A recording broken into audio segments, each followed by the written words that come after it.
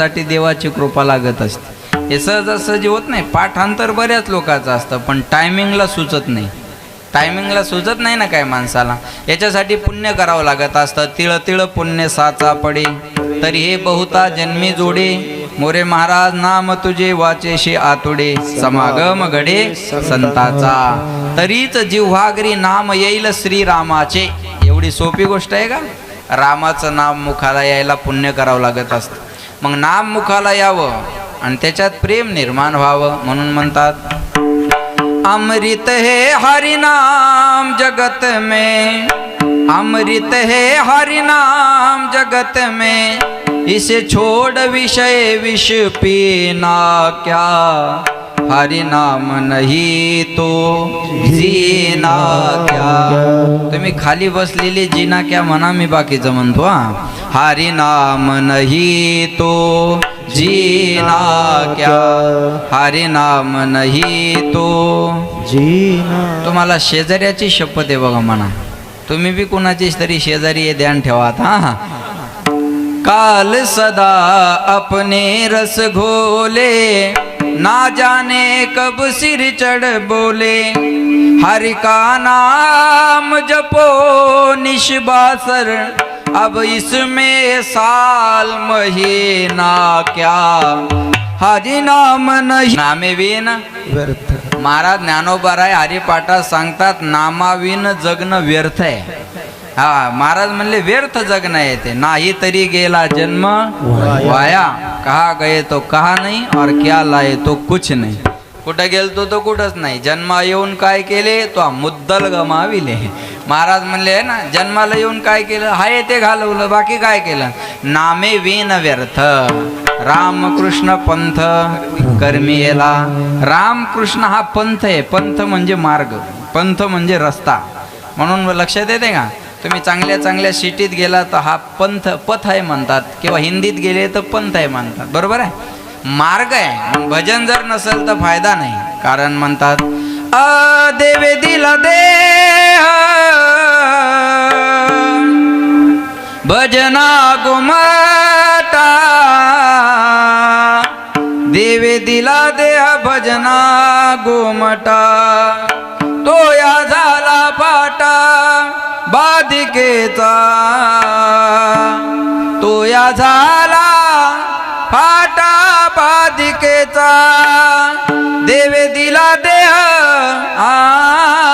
हो भजना गुमटा. देवे दिला देह हो भजना गुमटा. देवानं सुंदर नरदे दिला. बोला भजनासाठी याच देही घडे. देवाचे भजन किंवा चिंतन अनेक हे ज्ञान नाही. कुत्र्या मांजराच्या डुकराच्या गाढवाच्या जन्मात भजन करता येत नाही. भोजन करता येत. भोजन कोणत्याही जन्मात या खायला सगळ्यांनाच लागतं ना. थोडा आवाज द्या.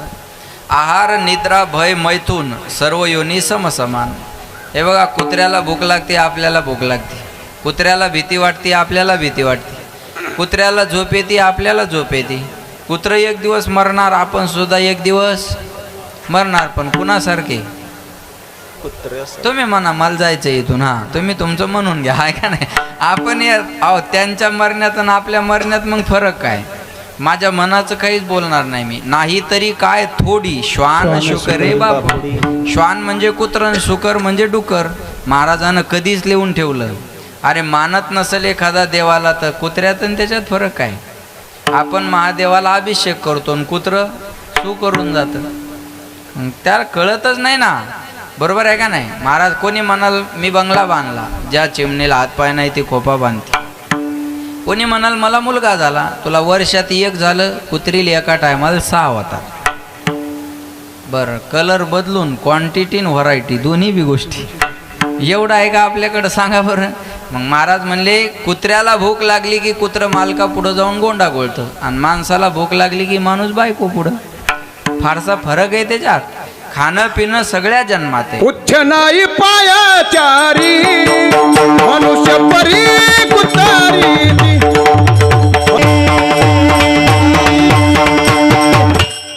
पुच्छ नाही न चार पाय नाही, पण महाराज म्हणले मनुष्य परी कुत्री ती का, अजून किती माराय पाहिजे आपल्याला. बरोबर आहे ना. साधू संतांना भजन न करणाऱ्याचा हा समाचार घेतलेला आहे, जसा मोदीनं सुरू केलाय पाकिस्तानचा. माझं बोलणं कळतंय का तुम्हाला. मोदीनं जसा पाकिस्तानचा समाचार घेणं चालू केला, तसा हा साधू संतांना भजन न करणाऱ्याचा समाचार घेतलेला आहे. ह्या मिसाईलच आहेत महाराज. हे महाराजाचे प्रमाण सांगू का तुम्हाला. मोठी मिसाईल एक, किती सांगू तरी नायकती बटकीचे पुढे शिंदळीचे रडतील.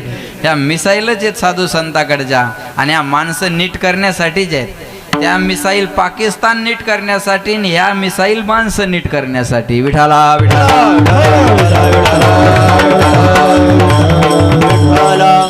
प्रेम आणि नाम एकत्र आलं की त्याला म्हणायचं काला. प्रेम आणि नाम एकत्र आलं की त्याला म्हणायचं काला. तो आज आपल्याला मिळणार हे आपलं भाग्य आहे. लक्ष देऊन ऐका. भगवंताचा अवतार कार्य या अभंगामध्ये सांगितलेलं आहे.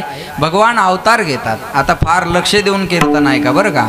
भगवंतानं अवतार का घेतला, भगवंताला अवतार घेण्यामागं कारण काय, तर भगवद्गीतेमध्ये सांगतात, यदा यदा ही धर्मस्य ग्लानिर्भवति भारत अभ्युत्थानम धर्मस्य तदात्मानं सृजाम्यहम्.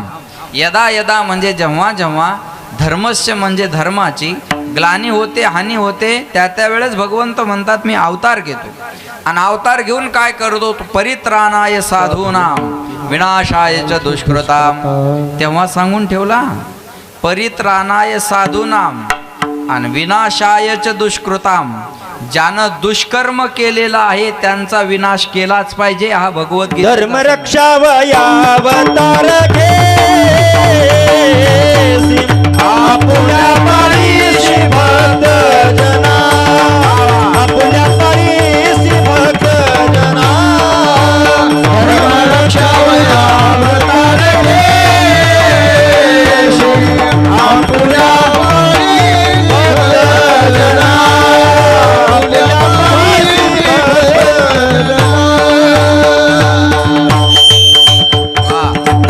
धर्मरक्षा वया अवतार घेसी आपुल्या पाळीशी भक्तजना. आहे तुका म्हणे धर्म संस्थापने केला नारायणे अवतार. किंवा महाराज म्हणले भक्ता राखे पाया पाशी आणि दुर्जनाशी संहारी. हे पहिल्यापासूनच आहे, हे नवीन नाही. आपल्या भक्ताला सांभाळायचं आणि दुष्टाचा निपात करायचा हा संदेश साधू संतांनं सुद्धा दिलेला आहे. हा टाळ नुसता वाजवताच नाही आला पाहिजे, या टाळानं कधी कधी वाजवता बी आलं पाहिजे. माझं बोलणं कळतंय तुम्हाला. झेंडा नुसता खांद्यावर घेऊन नाही चालता आला पाहिजे, धर्मासाठी तो उलटा बी फिरवता आला पाहिजे. शस्त्र आणि शास्त्र यानं देश चालत असतो. तुकाराम महाराज होती शास्त्राची भाषा आणि छत्रपती शिवाजी महाराज होती शस्त्राची भाषा. तुकाराम महाराजांना छत्रपतीला तलवार ठेवण्याचा आग्रह नाही धरला. सांगितलं, राजे ज्याला आमच्या शास्त्राची भाषा कळणार नाही त्याला तुमच्या तलवारीच्या भाषेनं नीट केल्याशिवाय राहू नका. ही शिकवण आहे तुकाराम महाराजाची, जगद्गुरु तुकोबाची. महाराज बरोबर आहे ना. तुकाराम महाराजांना ही शिकवण छत्रपतीला दिलेली आहे. लक्षात ठेवा, आपल्या भगवंताकडं शस्त्रास्त्र आहेत. भगवान श्रीकृष्णाजवळ नुसती बासरीच नाही, सुदर्शन बी आहे. भगवान शंकराजवळ नुसतं डमरूच आहे का, बोला बोला, त्रिशूळ पण आहे ना. भक्त आला तर डमरू, राक्षस आला तर त्रिशूळ. Tit for tat. जशाच तसं उत्तर माणसाजवळ असलं पाहिजे. काय म्हणतात, या गालात मारली तर हा गाल पुढं करा, त्याच्या दोन्ही थोबाडीत हाना. आपला गाल काय पुढं करता ते सोडून द्या. आता जशाच तसं हे बघा, लय झुकून वागलं की लोक माती करतात आणि जशाल तसं राहिलं की लायकीत राहतात. विठाला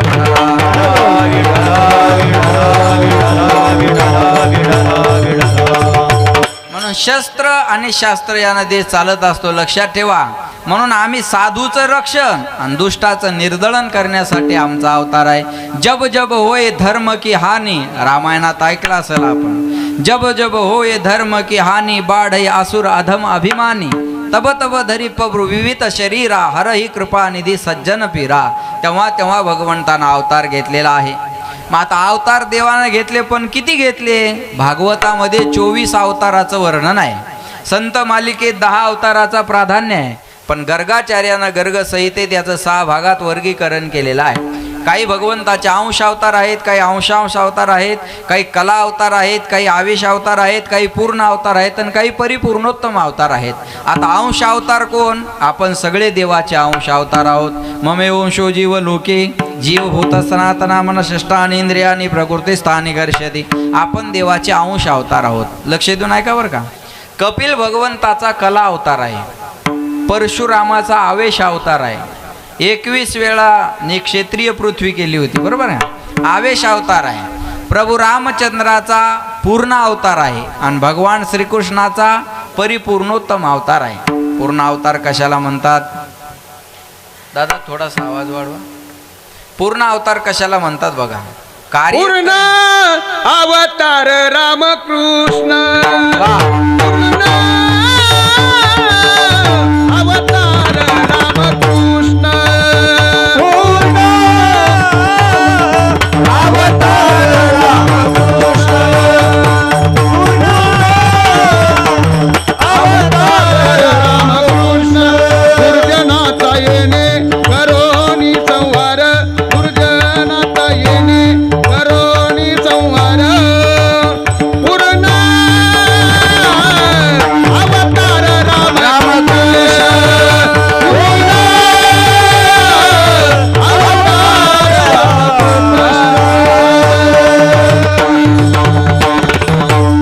बाबा की झलक सबसे अलग.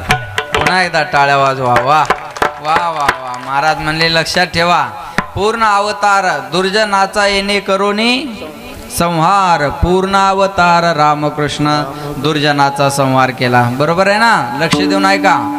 दुर्जनाचा संहार करण्यासाठी पूर्ण अवतार आणि परिपूर्णोत्तम अवतार. आता पूर्ण अवतार म्हणजे काय? लक्ष देऊन ऐका. कार्य करण्याची क्षमता आहे, थोडंसं हे मॉनिटरवर, कार्य करण्याची क्षमता आहे पण स्वातंत्र्य नाही, याला म्हणायचं पूर्ण अवतार. पुन्हा एकदा ऐका. कार्य करण्याची क्षमता आहे पण स्वातंत्र्य नाही, याला म्हणायचं पूर्ण अवतार. आणि कार्य करण्याची क्षमताही आहे आणि स्वातंत्र्यही आहे, याला म्हणायचं परिपूर्णोत्तम अवतार. एस.टी. ड्रायव्हर आहे, एस.टी. ड्रायव्हर आहे, बरोबर आहे, ड्रायव्हरच येतो आणि स्वतःच्या आपल्या गाडीचा सुद्धा आपण ड्रायव्हिंग स्वचालक आहेत समजा. आता एस.टी. ड्रायव्हरनं समजा आता तो कुठला देवणीचा आहे आणि तो उदगीरवरून आला, देवणीचा आहे उदगीरवरून आला, पण त्याला इथं गाडी थांबवण्याची परवानगी नाही. तो या गावचा जरी असला तर थांबवतो का? एखादा लयच आती असला समजा ओळखीचा तर ते एखाद्या वेळ नावीलाज होतो. पण मोठं स्टेशन असू द्या आणि त्या गावावरून जरी गाडी चाललीत मग त्याला वाटतं का आता चाललीच गावावरून गाडी, मग आता चाल थांबू घरी? बोला. त्याला थांबवता येत नाही का? त्याला ब्रेक मारता येत नाही का?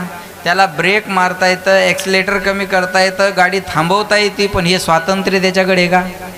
ही जर बातमी डेपो मॅनेजरला कळाली तर नोकरी राहील का? नाही. त्याच्यात क्षमता आहे पण स्वातंत्र्य नाही. स्वतःची गाडी आहे, कमालवाडीला जरी यायचं असेल तर बोंबळीला जाऊन थांबीन. माझं बोलणं कळलं तुम्हाला? कमालवाडील कीर्तन आहे माझं, पण मी बोंबळील मुकामाल थांबील. अर्ध्या बोंबळीत इकडं झोपल, अर्ध कोणी मालक आहे का? मग का हो तुम्ही इकडं कसं काय चालले? तुला काय करायचं? माझी गाडी आहे, मी डिझेल टाकलं, चालवाय मी आहे, तुला गरज काय? अहो पण इकडं, अरे तुला गरज काय? ऐका, कळलं तुम्हाला आता? स्वतःची गाडी असली आणि स्वतः चालक असला तर माणूस पाहिजे तिथं थांबू शकतो. अहो पुण्याला जायचं तर माणूस 10 वेळ थांबतो चहा प्यायला, थांबत नाही का? का? स्वतःची गाडी आहे ना. म्हणजे क्षमताही आहे आणि स्वातंत्र्यही आहे, याला म्हणायचं परिपूर्णोत्तम अवतार. भगवान श्रीकृष्णाचे तुम्ही बघा, युद्धामध्ये शस्त्र उचलणार नाही ही प्रतिज्ञा केली, बरोबर आहे? युद्धात शस्त्र घेणार नाही अशी प्रतिज्ञा केली, पण रथाचं चाक घेऊन अंगावर धावला भीष्माचार्याच्या, बरोबर आहे ना? भीष्मपण केला खरा धनुर्धरा रक्षिले. मग भीष्माचार्य म्हणले, ह्या देवा, अरे तू तर शस्त्र घेणार नव्हता ना.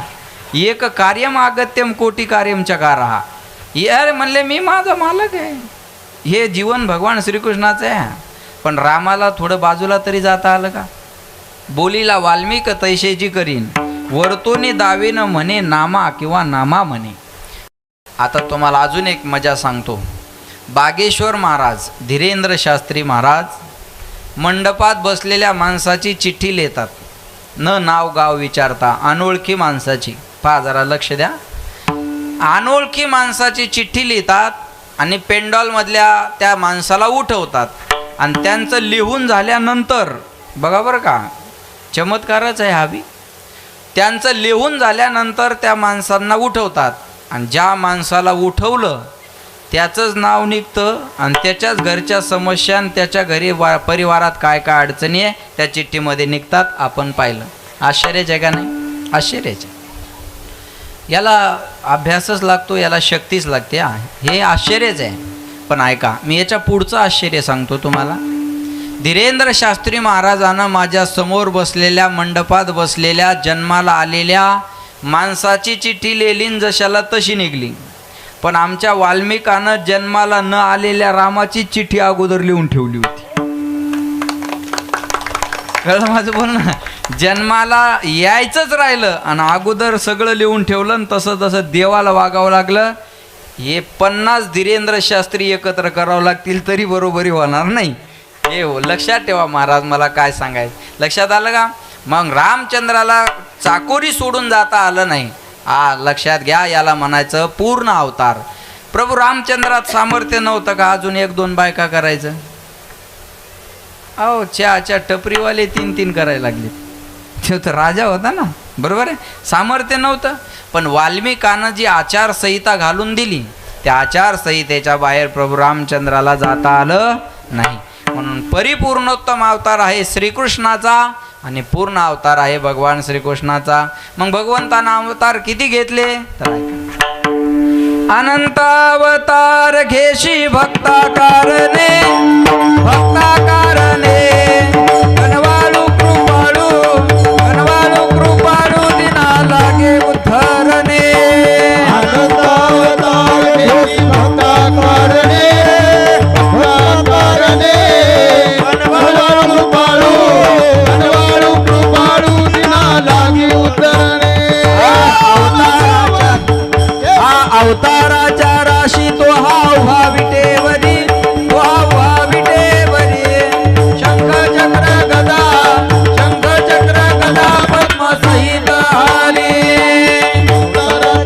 तो हा उभा विटेवरी, उभा विटेवरी. शंख चक्र गदा, शंख चक्र गदा पद्म सहित हरी. जमानक काय मायकाचं तुमचं या पुढं.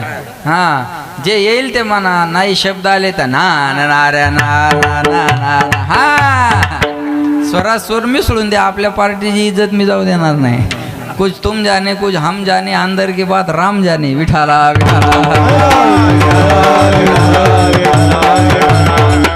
भगवंतानं अनंत अवतार घेतले. महाराज म्हणले अवताराच्या राशी तो परमात्मा आहे. आणि लक्ष देऊन ऐका, देव नटला नाना परी, भरोने उरला चराचरी. अनंत अवतार देवानं घेतलेले आहेत. त्यापैकी एका अवताराचं वर्णन आजच्या अभंगात तुकोबाराय करतात. ऐका, देवकी आणि वसुदेव आहे. कंसाची चुलत बहीण आहे देवकी. देवकी उपवर झाली आणि कंसानं आपल्या बहिणीचा विवाह करायचं ठरवलं. कुणाला द्यावी आपली बहीण? मग त्यांचे बालपंच मित्र होते वसुदेव.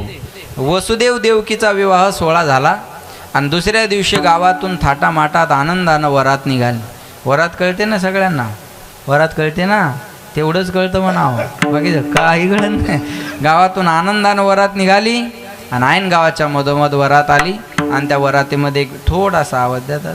त्या वरातीमध्ये एक विरजन ट्रबल द्या. त्या वरातीमध्ये एक विरजन पडलं. काय झालं? गावाच्या मधोमध वरात आली आणि त्या वरातीमध्ये विरजन पडलं. आकाशवाणी झाली, हे मूर्ख कंसाच्या बहिणीची तू एवढ्या आनंदानं वरात काढत आहे, हिच्या पोट येणारा 8वा मुलगा तुझा वध करणार आहे. आकाशाची वाणी सांगत असे कंसा, माने हा भरवसा बोलण्याचा. आकाशवाणीनं सांगितलं, कंसा तुझा मायावर भरोसा नाही का? माझ्यावर विश्वास ठेव, हिच्या पोट येणारा 8वा मुलगा तुझा वध करणार आहे. आकाशाची वाणी वाणी सांगे सकळ अशी, तळमळ मानशी करू नका, देवकीच्या गर्भा येईल भगवान. बरोबर आहे? महाराज म्हणले तळमळ करू नका. आता थोड्या वेळात कीर्तन संपणारच आहे. हां, लक्ष देऊ नये का? तळमळ करू नका, देवकीच्या पोटी 8वा जन्माला येणार आहे. आकाशवाणी झाली. कंसाला वाटला आता हिच्या पोटेना राठवा जर मला मारणार आहे तर हिला कशाला जिवंत सोडायचं, घेऊन या खडग माराया धावला. पण हात तो धरिला वसुदेवे, वसुदेवानं हात धरला आणि सांगितलं, वेड्या ही तुझी बहीण आहे, बहिणीला मारल्यानंतर तुझ्या नावाला कलंक लागेल, मरावं तर कधी ना कधी लागणार आहे, फक्त कलंकित होऊन मरू नका. हे बघा मेल्यावर काही मागे राहणार नाही, आपले कपडे जाळून टाकणार, राख नेऊन टाकणार, हाडं नेऊन टाकणार. तुमच्या इकडे हाडं कुठे नेऊन टाकतात बोला ना, तुमची नेली नाही का अजून? बरं, नेल्यावर तुम्ही सांगायला यायचे नाही. गंगाखेडला का आमच्या गावातल्या एका पोरानं बापाच्या हाडं काशीला नेली होती. त्याला म्हणलं का रे बापाच्या हाडं एवढ्याला काशीला नेऊन कशाला टाकली? तो म्हणे या नालायकाच्या हाडाचा वारा पुन्हा महाराष्ट्रात आला नाही पाहिजे, एवढं लोकांचं चांगलं केलं म्हणे यानं, एवढं तिरस्कृत जीवन जगावं याच्यासाठी नरदेह मिळालेला नाही. आला या नरदेहात तर काही चांगलं काम करा. महाराज लक्षात ठेवा, जन्म मिलना भाग्य की बात है, मृत्यू होना समय की बात है. मृत्यू के बाद भी लोगों के दिल में जीवित रहना ये किए हुए कर्मों की बात है. मेल्यानंतर सुद्धा लोकांच्या हृदयात घर करून राहणं ही केलेल्या कर्माची पावती आहे. हे लक्षात ठेवा, कर्म चांगलं करा. ते कर्म केलं छत्रपतीनं, बरोबर आहे. आपण पाहिले नाही शिवाजी महाराज डोळ्यानं, पण सांगू तुम्हाला 450 वर्ष छत्रपतींना जाऊन झाले, लक्ष देऊन आहे का बरं का. पण आजही त्यांच्या विरोधात जर एखादा शब्द कोणी बोललं तर त्याला कुत्र्यासारखा मार खावा लागतो. आपल्या थोबाडीत हाणून जातात तर आपलं FRI कोणी घेत नाही. माझं बोलणं कळलं तुम्हाला? शिवाजी महाराज डोळ्यानं पाहिले नाही, पण आज त्यांच्याबद्दल एखादी पोस्ट करा नाही तर वक्तव्य करा, त्याला कुत्र्यासारखा मार खावा लागतो आणि त्याची दखल घेतल्या जाते. आपल्याला चालता चालता कोणी मारून जातं, पोलीस म्हणतात पळा घरी, अहो साहेब मारलं, आरपळ जाय, बरोबर आहे का नाही सांगा. हे आपलं कर्तृत्व आहे. महाराज ते कर्म केलं छत्रपतीनं. म्हणून मी सांगेन तुम्हाला, ऐका, एक घर बांधायला अख्खं आयुष्य जातं. एक घर माझं आत्ताशी कुठं झालंय आणि पुन्हा बांधायची इच्छा नाही, बरं का. एक घर बांधलंय आत्ता कुठंतरी राहण्यासाठी आणि पुन्हा बांधायची इच्छा, कारण लग्न म्हणतं करून पाहा आणि घर म्हणतं बांधून पाहा. ज्यानं बांधलं त्याला माहीत आहे, बरोबर आहे ना, ज्याला बांधलं त्याला माहीत. एक घर बांधायला आयुष्य जातं. अरे वयाच्या 50 वर्षात राजांचे 450 किल्ले आज डोळ्यानं दिसतात, याला म्हणतात कर्तृत्व. सांगू तुम्हाला, पाण्यातला जंजिरा किल्ला पाहायला जा, समुद्रात किल्ला आहे पाण्यात, आणि लाटा त्याच्यावर 400 वर्ष झाले आदळत आहेत. 450 वर्ष झाले त्या किल्ल्याला, त्या लाटा, समुद्राच्या लाटा आदळत आहेत. इंचभरही किल्ला सरकला नाही. आणि आपल्या सरकारनं समुद्राच्या काठावर पुतळा उभारला आणि वर्षात खाली पडला राजांचा, बरोबर आहे ना. छत्रपती शिवाजी महाराजांचं कर्तृत्व आहे. म्हणून मी सांगेल 33 कोटी देवाचे अब्जावधी मंदिर आहेत, पण प्रत्येकाच्या हृदयात ज्यानं मंदिर केलं तो राजा म्हणजे छत्रपती शिवाजी महाराज. केलेल्या कर्माची पावती आहे. एक म्हणे कीर्तनात शिवाजी महाराजाबद्दल बोलता, शिवाजी महाराज काय देव होते का?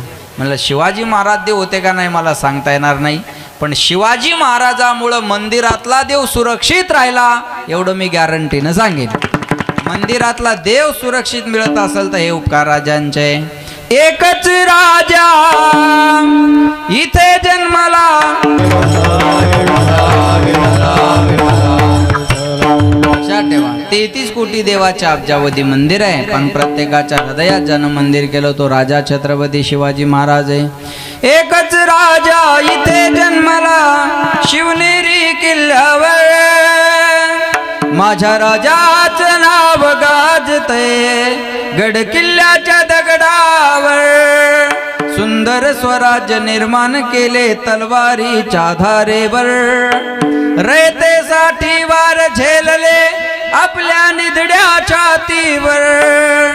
प्राणपणान लढले मावळे भरोसा त्या राजावर, माझ्या राजाचं नाव गाजते गड किल्ल्याच्या दगडावर. आठवण येते मना मनामध्ये भगवा झेंडा दिसल्यावर.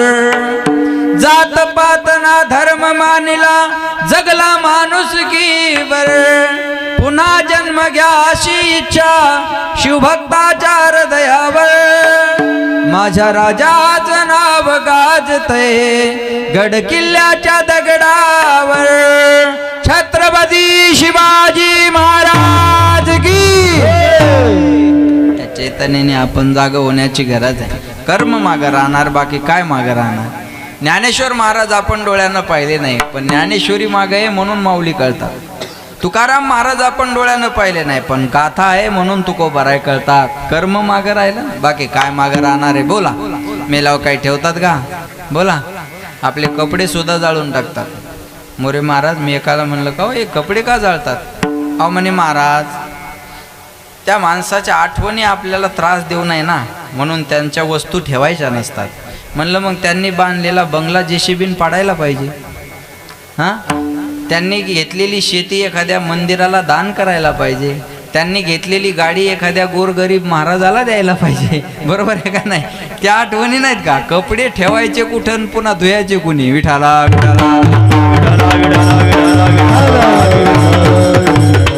वसुदेवानं समजावून सांगितलं, वेड्या, मरावं तर लागणार आहे, कधी ना कधी मरावं लागणारच आहे ना. एका गावात मी असंच सांगितलं, ह्या गावातली माणसं 8 दिवसात मरणार.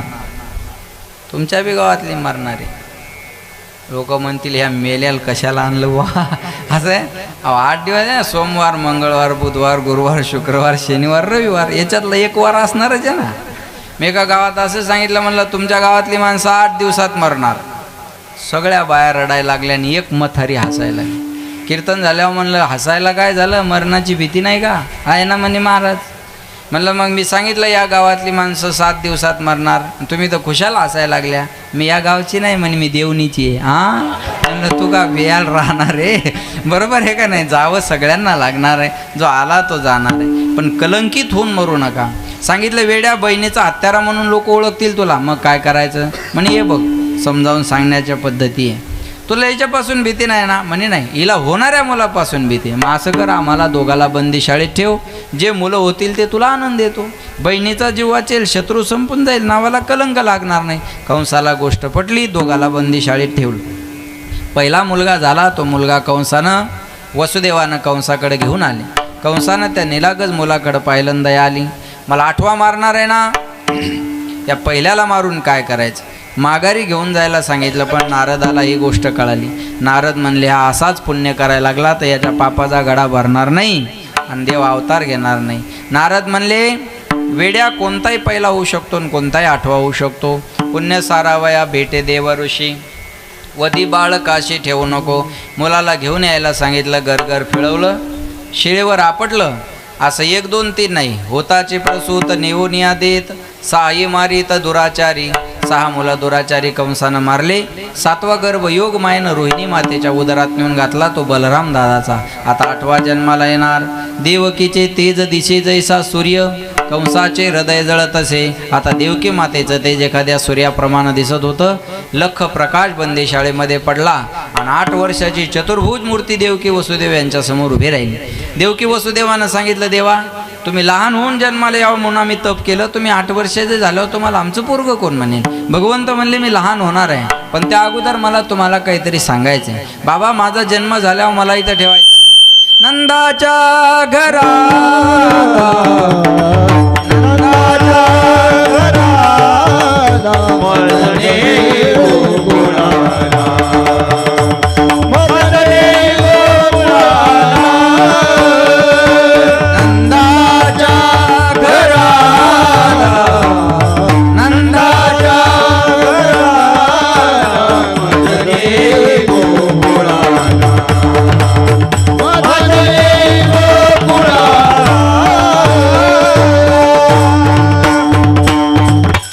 मला इथं ठेवायचं नाही, मला कुठं न्या, नंदाच्या घराला, मजने गोकुळाला. मला नंदाच्या घराला घेऊन जा, तिथं माया जन्माला असेल तिला इकडे घेऊन या. बोलणं सोपं आहे, करणं अवघड आहे. बोल बोलता वाटे सोपे, करणी करता रिकामी जागा कापे. एवढ्या छोटीच वाडी आहे ना आपली, का मोठी आहे? चलो, किती लोकसंख्या आहे अंदाजे सांगा, कमी जास्त चालेल. 2000, 1000, 2000, बरं. तरी पण छोटंच गाव आहे का नाही? मग कमालच आहे ना कमालवाडीची. एवढ्या छोट्या कमालवाडीनं एवढा मोठा सप्ताह करणं ही कमाल आहे का नाही? कार्यकर्त्यासाठी एकदा जोरदार टाळ्या वाजवा. हा ही सोपी गोष्ट नाही महाराज. हा याच्यात चुका काढणं सोपं आहे. महाराज येऊ नव्हता पाहिजे, पखवाजात येऊ नव्हता पाहिजे, गायक येऊ नव्हता पाहिजे, माईक तेव नव्हता पाहिजे, साऊंड इकडं पाहिजे होता, भोंग्यात तिकडं पाहिजे होता. भोंग्यात घेऊन जाय भोंग्यात या घरी आणि येऊ नको पुन्हा इकडं. काय चौकशा करता तो माणसं. बरं जास्त देणारं बेजार करत नाही. आता हे तीनही यजमान मला काही भेटले नाही बिचारे. काय नाव आहे यांचे हे बघा. हे महादेव दादा येनगे, उत्तम दादा गौडगावे आणि विक्रम दादा येनगे. कोण आहे तिघं? हे तुम्ही तिघं आहे का? बघा ते काय मला भेटले नाही आणि बोलले बी नाही आणि म्हटले पण नाही आम्ही तुमचं सौजन्य घेतलं. एवढं देऊन नावाची अपेक्षा नाही. जे 11 रुपयाची पावती फाडतं ते लई बेजार करते. 11 रुपये पावती फाडणार, पाहुण्या रावळ्या सगट पंक्तीला जेव्हा येणार, तांब्यात बुंदी घालून कुत्र्याला वाढण नेणार आणि पुन्हा हिशोब विचारा तयार राहणार. किती उरले? त्याला म्हणायचं तू 11 घेऊन जाय, आम्ही उरलेल्याचं पाहून घेऊ. चाल निघितून हे. अरे 50 माणसाचं खाऊन गेला सण, 200 देऊन गेला सण, पुन्हा हिशोब विचारायला लागला. बरोबर आहे का नाही? जास्त देणारं बेजार करत नाही, कमी देणारं लय बेजार करतं महाराज. पण मला सांगायचं एकच आहे, जे देणारे आहेत म्हणून कार्यक्रमात सिंहाचा वाटा 2 माणसाचा असतो. एक सौजन्य दाते आणि दुसरा अन्न दाते. त्या दोघांसाठी पण जोरदार टाळ्या सर्वांनी वाजवा. विठाला विठाला. बोलायला सोपं असतं महाराज, हे पळणं सोपं आहे का? अजिबात सोपं नाही. मी आल्यावर घरी एकदा म्हणलं कारभाऱ्याला 7ला उठवा. 7ला उठवल्यावर म्हणलं थोडंसं झोपू द्या, 7:30ला उठवा. 7:30ला उठवल्यावर म्हणलं आता लास्ट 8:30ला उठवा. पुन्हा 8:30ला उठवल्यावर म्हणलं नाही आता एकदा 9ला उठवा. हे काही सोपं आहे? रात्रंदिवस पळणं झोपच नाही ना महाराज. बरं 1-2 दिवसाचा असेल तर माणूस कंटिन्यू जागेल, काय अडचण नाही. पण कंटिन्यू वर्षभर आहे नाही. 2 अन् 3 अन् 4 तासाची झोप आहे, हे सोपी गोष्ट असते का? सोपं नाही. जया अंगी मोठे पण तया यातना कठीण. एवढं सोपं नसतं महाराज. आम्ही दोघं सोबतच गाड्या काढल्या करून. आम्ही 15 मिनटं अगोदर पोहोचलो मग शिवाजीराव आले. एवढं फास्ट चालवावं लागतं. विठाला.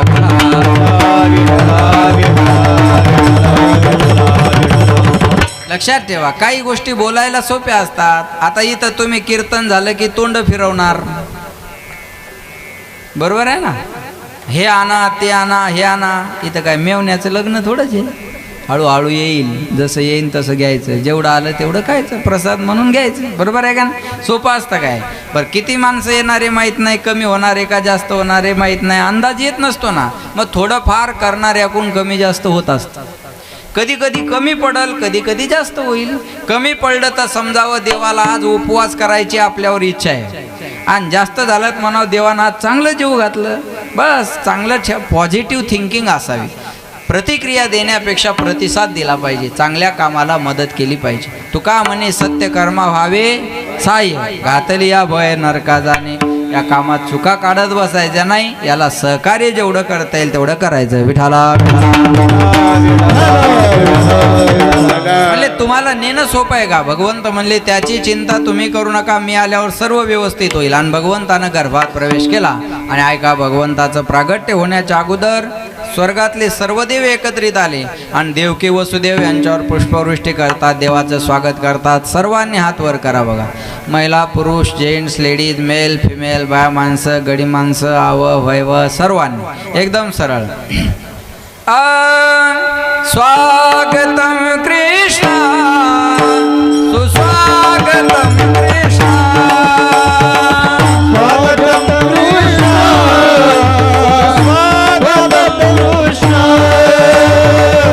स्वागतम कृष्ण स्वागतम कृष्ण, स्वागतम कृष्ण स्वागतम कृष्ण, स्वागतम सुस्वागतम शरणा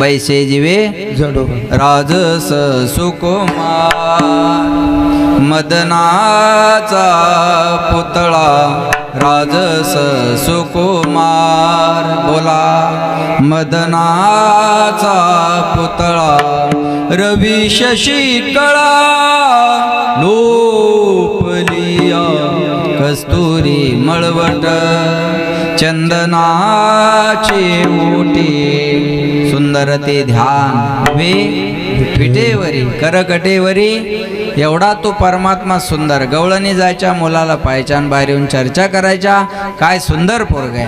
आता एवढं सुंदर म्हणल्यावर कुणाला वाटतं जाऊन बघावं पण बाळांपणाच्या टायमाला महिला जाऊ शकतात पुरुषांना जाता येत नाही. गवळणी म्हणल्या तुमचं काम नाही चला पळा. नंद बाबा गेले आणि कन्हैयाला घेऊन बाहेर आले आणि नंद उत्सव साजरा केला. नंद घर आनंद भयो जय कन्हैयाला की एवढा आनंद गोकुळामध्ये झाला त्या आनंदाला पारावार राहिला नाही. कृष्ण गोकुळी जन्मला हा आनंद आहे पण एकीकडं काय झालं दुष्टा चळकाप सुटला. कंसाला मात्र आता भीती वाटायला लागली मला मारणारा गोकुळामध्ये वाढत आहे. 8वा जन्माला कंसाला भीती वाटायला लागली म्हणून पुतणीला देवाला मारायला पाठवलं. भगवंतानं तिचा वध केला.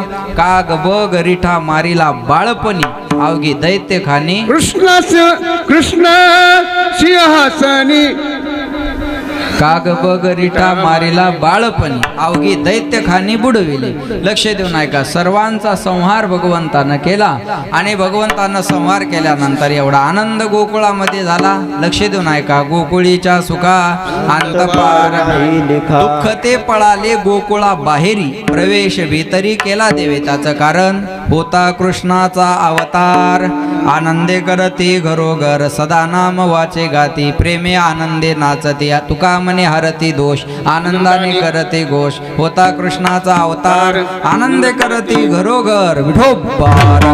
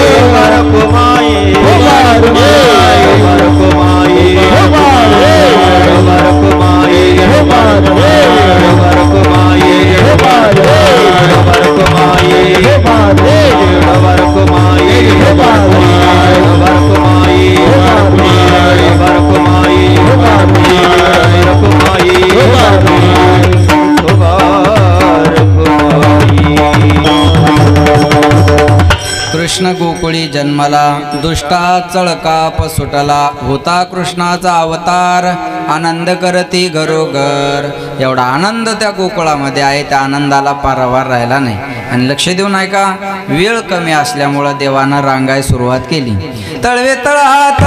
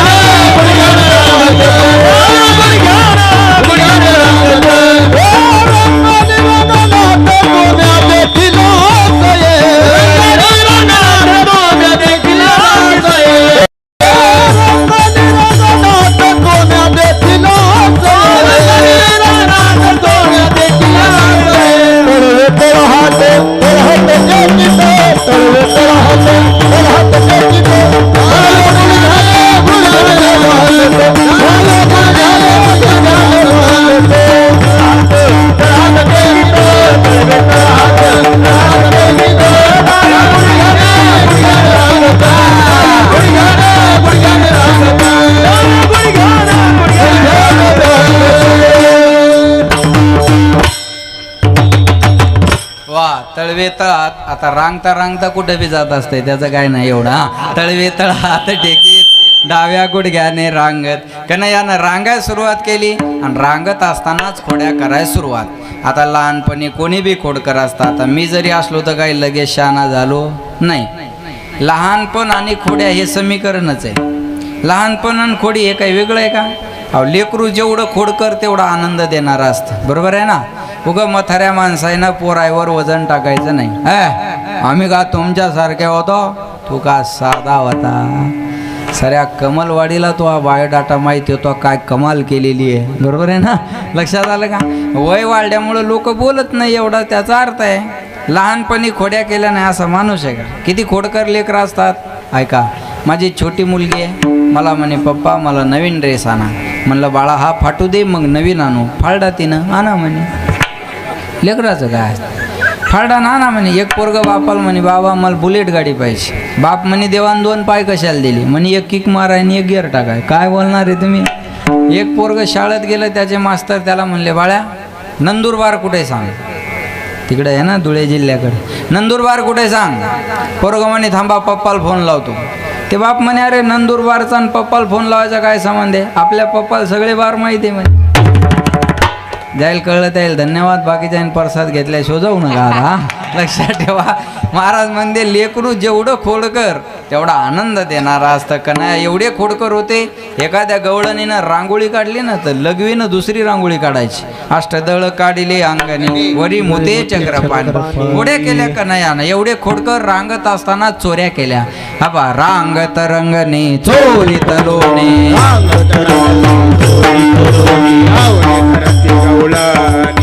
धावणी धरती गवळणी बांधीची चरणी देती घराणी चरणी देती घराणी तुझी सागाणी यशोद सागाणी तुझ भक्तुनी तमानी नवलकीन सागणी कृष्ण कृष्ण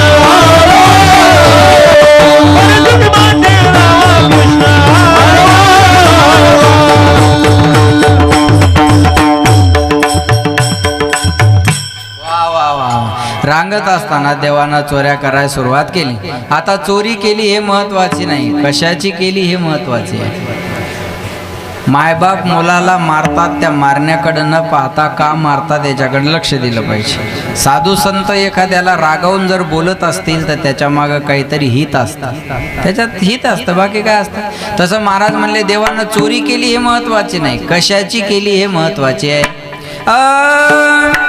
हरिने माझे हरिले चित्त, हरिने माझे हरिले चित्त, हरिने माझे हरिले चित्त, हरिने माझे हरिले चित्त, हरिने माझे हरिले चित्त, हरिने माझे हरिले चित्त, हरिले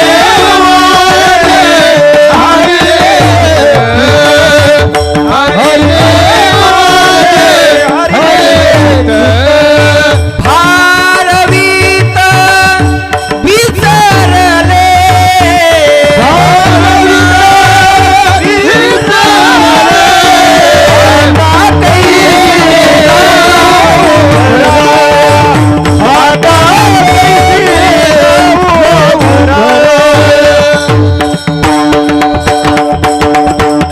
हरिने माझे हरिले चित्त, चित्त चोरीले नंदाच्या नंदने, तुका म्हणे येणे गरुड ध्वजे. देवानं चोरी केली पण चित्ताची केली. आता काही गवळणीला खोड्या आवडायच्या आणि काही गवळणी यशोदा मातेकडे घरानं घेऊन यायच्या. यशोदे कृष्णासी सांगावे, गोकुळी राहावे का जावे, गोकुळी राहावे का जावे. यशोदे तुझ्या पोराला काहीतरी समजून सांग. अगं मोठ्याचा आला गाडा, गरीबाचं झोपडं मोडा. तुम्ही श्रीमंत माणसं, तुम्हाला आम्हाला बोलता येत नाही, पण तुझ्या पोराला समजून सांग ना, आपलं लेकरू खोडकर आहे माया हो, हे दुसऱ्या बाईने येऊन सांगितल्यावर खरं वाटतं का? बोला नाही. जिला खरं वाटतं ती सावत्र असावी.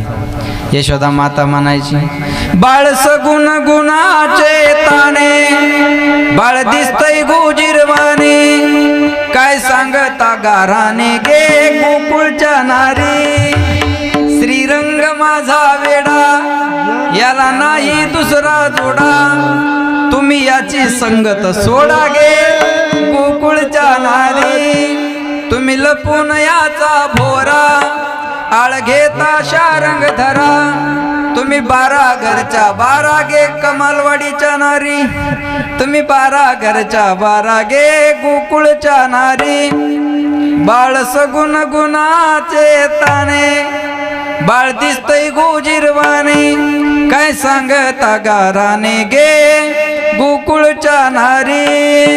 माझ्या पोराचं गारानं सांगू नका. माझं पोरग कसं आहे? सगुण गुणाचं आहे, ताण आहे. माझ्या पोराचं गारानं सांगू नका. माझं पोरग माझे आचुडे बचुडे ठकुडे राधे रुपडे, पांघरू घाली ती तुकडे, माझे आतुडे बचुडे ठकुडे राधे रुपडे, पांघरू घाली ती तुकडे, माझे आचुडे बचुडे छकुडे राधे रुपडे, माझे आचुडे बचुडे छकुडे राधे रुपडे. हरी माझा मेनता तरी त्रिभुवनाचा घोगता, हरी माझा मेनता करी त्रिभुवनाचा घोगता. मोईला मोईला मोईला गोपी बाळा माझे आतुडे, माझे आतुडे बतुडे राधे रुपडे,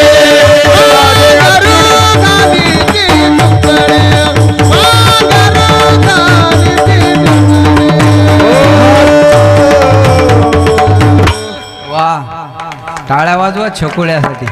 माझे आचडे बछडे छकुडे राधे रुपडे, पांघरू घाले ते. एवढा आनंद. आचड बचड चकुड रुपड कसंही लेकरू असू द्या, जे तिला आवडतं का नाही, कसं बी असू द्या ना.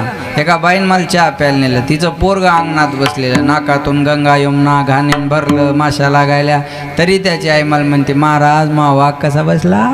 म्हणलं चांगला बसला, तसाच बसू दे, चहा वस्तू त्याला हात लावू नको तू आता, जिचं तिला आवडतं ना. यशोदा माता म्हणायची, माझा आछड बछड छकुड रुपड माझ्या पोराचं गारानं सांगू नका. आणि जर माझं पोरग खोडकर असेल तर पुराव्यासहित माझ्याकडे घेऊन या. गावात एक गवळण आगाव होती, प्रत्येकच गावात एखादी आगाव गवळण असते. म्हणे, कन्हैया गरीबाच्या घरी जाऊन काय चोऱ्या करतो? माझ्या घरी आहे, बांधून नाही टाकलं नाव बदलून ठेवल. देवाला आडवं बोलणं जमत नव्हतं. कन्हैया म्हणे, पेंद्या हिचा घर नंबर लिहून घे. पेंद्या म्हणे, तिचा घर number, mobile, WhatsApp, Insta, Telegram, Twitter सगळं मला माहिती. चला म्हणे रात्री हिच्या घरी. रात्रीच्या टायमाला तिच्या घरी गेले, दही दूध खाल्लं मावल्या हो, आणि निघाले. पण आठवण आली, ही बांधून टाकल म्हणली होती.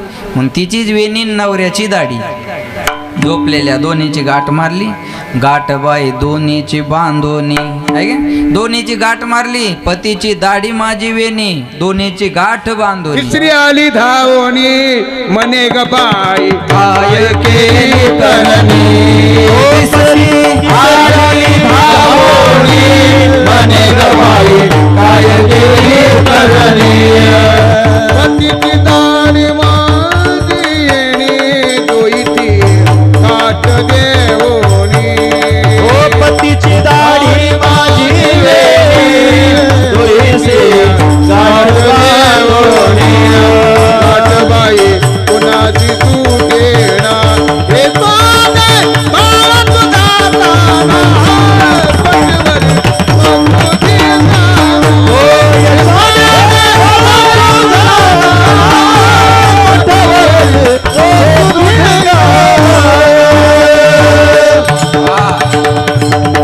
तिसरी आली धावोनी म्हणे ग बाई, काय केली करणी? पतीची दाढी माझी वेणी, दोन्हीची गाठ बांधुनी. बर मारुदे मारली तर पण गाठ बाई कोणाशे सुटेना. यशोदे बाळ तुझा ताना, कुठवर सोसू धिंगाणा. किती दिवस सहन करायचं आता याच्यावर मिसाईल टाकल्याच पाहिजेत. किती दिवस सहन करायचा धिंगाणा. बरोबर आहे. यशोदा माता म्हणे माझं पोरग खोडकर, पतीची वेणी दाढी वेणीची गाठ मारली न कन्हैया निघून गेले. पूर्वी गवळणी लवकर उठायच्या. कशामुळं बोला, दळावं लागायचं ना. चष्मेवाले आजी, तुमच्या जमान्यात पाणी भरायचं म्हणल्यावर कुठं जावं लागायचं? विहिरीवर, आडावर. बरोबर आहे ना. आडावर काय नाव आहे तुमचं? त्या आजीचं नाव काय? चष्मेवाल्या आजीचं कुसुमबाई. कुसुममाय, तुमच्या जमान्यात पाणी भरायचं म्हणल्यावर विहिरीवर जावं लागायचं ना. विहिरीवर जायचं, बादलीनं पाणी काढायचं, हांड्यात टाकायचं, डोक्या हंडा घ्यायचा, रांजणीत टाकायचं. आता ते कष्ट राहिले का? आता गावाला टाकी, पाईपलाईनचा सप्लाय, दारात नळ, नळाला हांडा लावायचा आणि घरात पाणी न्यायचं. कष्ट राहिले नाही. आता नळाला हांडा लावायची गरज नाही कुसुममाय. नळाला नळी लावायची, नळी हांड्यात नेऊन टाकायची. काही दिवसांनी नवऱ्यानं पाणी मागितलं तर बाया नळीच त्याच्या तोंडात घालतील. कमी करायच्या ना. आता जमाना बदलत चालला. बरोबर आहे का नाही? जमाना बदलत चालला. ती गवळण सकाळी सकाळी उठली आणि तिच्या मानेला बसला झटका. ती म्हणते अहो भाई हो, शोभतं का तुम्हाला या वयात वेणी ओढायला? शोभतं का तुम्हाला या वयात वेणी ओढायला? तो गवळी म्हणतो अगं म्हाताऱ्या माणसाची दाढी ओढते, मला म्हणते वेणी ओढते. पाहता तर दाढीची आणि वेणीची गाठ. म्हणे तुमचाही दोष नाही माझाही दोष नाही, कोणतरी गाठ मारली. म्हणे मारू दे मारली तर. हे कूलर एका बटनं बंद होतात का? करा बरोबर. आता सावली आली, एकाच बटनावर होत असतील तर करा. हां, लक्ष देऊन ऐका बघा. महाराज म्हणले अहो कोणतरी गाठ मारली, तुमचाही दोष नाही. हां जमलं. तुमचाही दोष नाही माझाही दोष नाही, कोणतरी गाठ मारली. त्याच्यामुळं आवाज दबल्या जातो. बरोबर. बघा फरक कळत असेल ना तुम्हाला. हां, लक्ष द्या माझ्याकडे. अहो कोणीतरी गाठ मारली म्हणे मारू दे मारली पण सोड ना आता. आता ऐका, ज्या ब्राह्मणाला बरोबर मंगलाष्टक बी येत नाही त्यानं आपल्या गाठी मारून दिल्या. सुटायला लागल्यात का ते? हां, सुटायला लागल्या. देवान मारलेली गाठ सुटत असते का? सोडाय गेले सुटना. गवळी म्हणे कापून घेऊ. कात्री का उशाल घेऊन झोपतो माणूस? कात्री होती वरच्या मजल्यावर. गवळी म्हणजे आहे कात्री घेऊन ये. ती म्हणे आहे का थोडी तरी अक्कल, एकटीला कसं जाते? पुढा निघाला दिंडी 16 वरच्या मजल्यावर. कापाय गेले कापना, जाळाय गेले जळना. मग गवळ्याच्या लक्षात आलं हे कन्हैयाचं काम आहे. म्हणे का गं तू कन्हैयाला काही बोलली होती का? हा म्हणलं होतं म्हणे आमच्या घरी ये मग बांधून टाकते. कशाला आगीत हात घातला म्हणे तू? आता त्याच्याकडे गेल्याशिवाय गाठ सुटणार नाही. म्हणे आता असं सोंग घेऊन त्याच्या घरापर्यंत जायचं का? आता त्याला नाव इलाज आहे म्हणे. तोपर्यंत कन्हैया म्हणले पोरो तुम्हाला सोंग पाहायचं का? म्हणले हो चला म्हणे माझ्याबरोबर. आणि दरवाजात पोरं आणून उभे केले. म्हणे या घरातून आता सोंग बाहेर येणार. ते सोंगच होतं ना लग्नात. नवरदेव पुढं, आज नवरी पुढं. ती 6 फुटाची, हे 5 फुटाचं. असं चाललं बघा. पोराने पाहिलं ना हुर्या केला. हय हय हय हय. पोराच्या पायान उडाली धूळ. धूळ गेली गवळणीच्या नाकात. नाकात धूळ गेल्यावर काय होतं? शिंक येते. गवळणीनं हात शिकेला का मागचा गवळी वा काय पाडला हो महाराज तुम्ही टायमिंगवर. वा वा वा वा वा. रपकन खाली पडला आणि भांडण नंदबाबाच्या दारात. म्हणे कन्हैया एवढी गाठ सोडून दे. आपण मारली नाही म्हणे. अरे मारली नाही पण सोडून दे. हां तसा असन तर सोडतो म्हणे. आणि गाठ सोडता सोडता गवळणीच्या कानात म्हणे बरं आहे का? लागशील का माझ्या नादाला? म्हणे आता तुझ्या नादाला लागणार नाही. अशा कोड्या कन्हैयानं केल्या. एक दिवस घरात कोडी केली. आईला कळलं आपलं पोरगं खोडकर आहे, आता याला घरी ठेवायचं नाही. गोधने चारावया जातो शारंग पाणी. मार्गे भेटली राधिका गवळणी. कृष्णदान मागे निरी हासडोनी. भगवंत गायी चारायला गेले. खेळ खेळला हमामा होतो तो हुंबरी. अबग दुबगती बग पोरा त्रिगुण खेळ मांडला.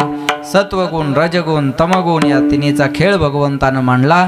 खेळून खेळून पोरं दमले. म्हणले देवा आता खेळण्यात मजा नाही. खांदी भार पोटी भूक काय या आलेल्या उन्हाचे सुख. हां खांदी भार पोटी भूक काय खेळायाचे सुख. भगवंत म्हणले भुका लागल्या आपल्या आपल्या गायी ओळून आणा. आता गाई गाई गोपाळ गाई गोपाळ